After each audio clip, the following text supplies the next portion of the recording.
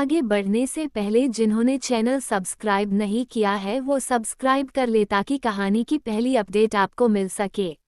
अब आगे। साथ ही 3 सुबह के 8 बजे थे, लेकिन आकाश दीवान के दिन की शुरुआत बहुत पहले हो चुकी थी। दीवान इंटरप्राइजेज के हेड ऑफिस में हलचल थी।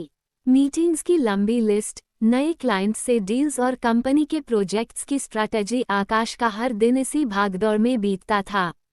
वो अपने ऑफिस की ऊंची इमारत से दिल्ली के बिजनेस डिस्ट्रिक्ट का नज़ारा देख रहा था। उसकी दुनिया तेज फैसलों, स्ट्रैटेजी मीटिंग्स और बिजनेस डील्स से भरी थी। वह प्रोफेशनल था और ज़रूरत से ज़्यादा रिजर्व भी, लेकिन फिर भी उसका परिवार उसके लिए मायने रखता था। गुजरे समय के काफ़ी उतार चढ़ावों ने उसे भूमि के और नज़दीक ला दिया था। उसे अपने परिवार के होने की कीमत समझ आई थी और अब वो किसी भी कीमत में उसे खोने नहीं देना चाहता था। वो अपने विचारों की दुनिया में घुमड़ रहा था कि तभी उसके केबिन के दरवाजे पर नॉक हुआ। सर, बोर्ड मीटिंग 10 मिनट में शुरू होगी, उसकी सेक्रेटरी निहारिका ने याद दिलाया। आकाश ने सिर्फ हल्का सिर हिलाया और अपने फ़ोन की स्क्रीन देखी। भूमि का मैसेज था, फ्री होते प्लीज़ मुझे कॉल करना। आकाश ने लैपटॉप बंद किया और मोबाइल उठाने लगा, लेकिन उससे पहले ही उसका फ़ोन वाइब्रेट हुआ। स्क्रीन पर भूमि का नाम चमक रहा था। उसने फ़ोन उठाया। हाँ भूमि। भूमि की आवाज़ हल्की चिंतित थी। आकाश, एक ज़रूरी बात करनी थी। लगता है तुमने मैसेज नहीं देखा। कुछ सीरियस है? आकाश ने उसकी आवाज़ से अंदाज़ा लगाते हुए पूछा। हाँ, पर तुम बिजी होगे, बाद में बात कर सकते हैं। आकाश कुछ देर सोचता रहा, फिर उसने गहरी सांस ली। तुम कहो, मीटिंग्स तो चलती रहेंगी, पर तुम ज़्यादा ज़रूरी हो। भूमि थोड़ा शांत हुई। याद है कल नीलम जो मेरी संस्था में मदद मांगने आई थी? अब नीलम के बच्चे को स्कूल में एडमिशन की दिक्कत आ रही है।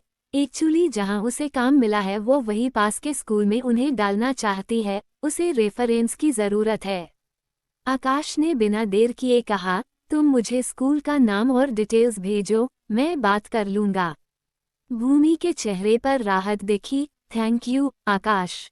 आकाश हल्के से मुस्कुराया। एक कप चाय तो बनती है इस एहसान के बदले। भूमि हंस पड़ी। अगली बार। अब जाओ, तुम्हारी मीटिंग होगी। भूमि अपनी संस्था नई सुबह में नीलम के कागजात देख रही थी। उसने नीलम के बेटे के लिए स्कूल का फॉर्म भरवाया, लेकिन एडमिशन के लिए एक मजबूत रेफरेंस की ज़रूरत थी। उसकी आंखों में उम्मीद थी कि आकाश की सिफारिश से नीलम के बेटे को स्कूल में दाखिला मिल जाएगा। तभी उसका फ़ोन बजा। मैडम, आकाश सर का रेफरेंस मिलते ही स्कूल ने एडमिशन अप्रूव कर दिया है। भूमि को थोड़ी हैरानी हुई, इतनी जल्दी? भूमि को संतोष हुआ। फिर उसने नीलम की ओर देखा। उसने नीलम की तरफ देखा। अब तुम्हारे बेटे का दाखिला पक्का है। नीलम की आंखों में आंसू थे। मैं आपके इस एहसान का बदला कभी नहीं चुका पाऊंगी, मैडम। भूमि ने मुस्कुराकर उसका हाथ थामा। यह एहसान नहीं, हमारा फर्ज है। फिर भूमि ने आकाश को मैसेज किया। थैंक यू, आकाश। आकाश का जवाब आया, कोई बात नहीं। आकाश का दिन खत्म होते ही उसने भूमि को मैसेज किया, फ्री हो? भूमि ने तुरंत जवाब दिया, हाँ, कहाँ हो? आता हूँ। शाम को 9 बज चुके थे। भूमि अपने दिन भर के काम निपटाकर एक चाय वाले के पास खड़ी थी, जहाँ वह कभी कभी अकेले सुकून के पल बिताने आती थी। तभी एक काली BMW उसके पास आकर रुकी। आकाश कार से उतरा। हमेशा की तरह वेल ग्रूम्ड, ब्लैक शर्ट में गंभीर और चेहरे पर वही हल्का सपाट एक्सप्रेशन। तो तुमने चाय वाले को ही अपना ऑफिस बना लिया? उसने हल्की मगर ठहरी हुई आवाज में कहा। भूमि मुस्कुराई। तुमने ही कहा था चाय का टाइम हमेशा मिलेगा। आकाश ने मुस्कुराते अपने रिस्टवॉच पर नजर डाली और फिर चाय वाले से 2 चाय मंगवा ली। जब चाय आई तो उन्होंने अपना अपना कप उठाया। कुछ देर बाद आकाश अपनी कार में वहीं पहुंचा जहां पिछली रात वे दोनों बैठे थे। आकाश ने पास आकर कहा, तो आज का दिन कैसा रहा? भूमि ने मुस्कुराकर जवाब दिया, बहुत अच्छा। तुम्हारी मदद से नीलम के बेटे का स्कूल में एडमिशन हो गया। आकाश ने गर्व से कहा, तो एक और जंग जीत ली तुमने। भूमि ने सिर हिलाया। हमने। आकाश उसकी आंखों में देखता रहा। कभी कभी सोचता हूँ तुम्हारी दुनिया और मेरी दुनिया कितनी अलग है, फिर भी हम साथ कैसे हैं। भूमि हल्के से मुस्कुराई, शायद इसलिए कि हम एक दूसरे की दुनिया को समझते हैं। आकाश ने हंसते हुए कहा, और कभी कभी भागकर तुम्हारी दुनिया में चला भी आता हूँ। भूमि हंस पड़ी। तभी तो तुम्हें बिजी कहते हैं, लेकिन फिर भी फ्री हो। आकाश ने मजाक में कहा, बस एक शर्त है, तुम्हारे साथ चाय पीने का टाइम हमेशा मिलेगा। भूमि ने सिर हिलाया। डील पक्की। ठंडी हवा में चाय की गर्मी और उनके बीच की समझ, सब कुछ एकदम सही लग रहा था। वे दोनों जानते थे कि जिंदगी कितनी भी व्यस्त क्यों न हो, वे एक दूसरे के लिए हमेशा समय निकाल लेंगे। क्षितिज का स्कूल का एनुअल फंक्शन करीब आ गया था। घर में उत्साह और हलचल थी। हर कोई इस खास दिन के लिए तैयारियों में जुटा हुआ था। क्षितिज, जल्दी आओ, तुम्हारी ड्रेस तैयार है।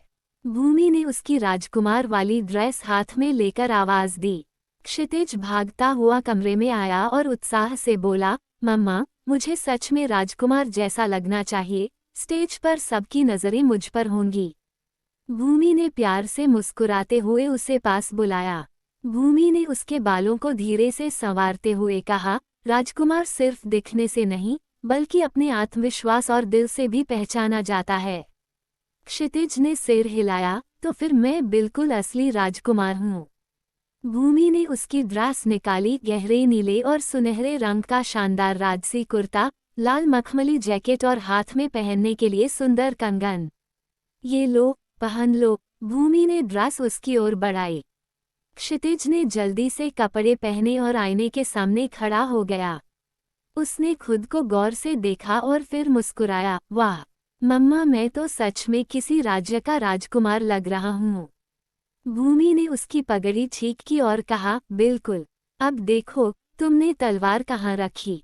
क्षितिज ने इधर उधर देखा और अपनी प्लास्टिक की तलवार उठाकर हवा में लहराई। अब पूरी तैयारी हो गई।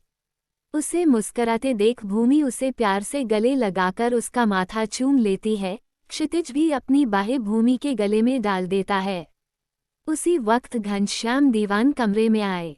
उन्होंने अपने पोते को गौर से देखा तो गर्व से मुस्कुरा दिए। अरे वाह, सच में दीवान इंटरप्राइजेज का असली वारिस लग रहा है। क्षितिज ने मजाक में झुककर उन्हें सैल्यूट किया। Thank you, my lord. Ghanshyam Diwan हंस पड़े और प्यार से उसके सिर पर हाथ फेरा। जाओ, स्टेज पर अपना जलवा दिखाओ। उसी समय आकाश कमरे के दरवाजे पर खड़ा था। हाथ में फोन था, लेकिन नजरें अपने बेटे पर। वो हमेशा बिजी रहता था, लेकिन आज उसने ऑफिस से जल्दी निकलने का वादा किया था और वह इसे निभाना चाहता था। बिल्कुल परफेक्ट लग रहे हो, बेटा, आकाश ने हल्की मुस्कान के साथ कहा। क्षितिज ने चहक कर कहा, तो आप लोग टाइम से आएंगे ना? भूमि ने उसकी शेरवानी के बटन ठीक करते हुए कहा, बिल्कुल। हम सब सबसे आगे बैठेंगे। आकाश ने भी सहमति में सिर हिलाया। हाँ, मैं भी पहुंच जाऊंगा। भूमि ने क्षितिज की पीठ थपथपाई। चलो, अब गाड़ी तैयार है, तुम्हें स्कूल छोड़ने चलते हैं। क्षितिज ने अपनी तलवार कमर में फंसाई, एक बार आईने में खुद को देखा और पूरी शाही अदा के साथ बोला, चलो, मेरे राज्य में जाने का समय हो गया। घनश्याम दीवान हंसते हुए बोले, बिल्कुल, और आज पूरा राज्य तुम्हें देखने के लिए तैयार है। भूमि ने उसका स्कूल बैग उठाया। अब स्टेज पर पूरे आत्मविश्वास के साथ परफॉर्म करना, ठीक? यस मम्मा। क्षितिज खुशी खुशी बाहर निकला और कार में बैठ गया। उसकी आंखों में उत्साह था और दिल में अपने परफॉर्मेंस को लेकर एक अलग ही उमंग। वो अपने जीवन के सबसे यादगार पलों में से एक की ओर बढ़ रहा था। लेकिन किसे पता था कि आगे कुछ ऐसा होने वाला था जो किसी ने सोचा भी नहीं था। कहानी आगे जारी रहेगी। कहानी पसंद आने पर लाइक करें, सब्सक्राइब करें और अपने मित्रों से साझा करना न भूलें। धन्यवाद।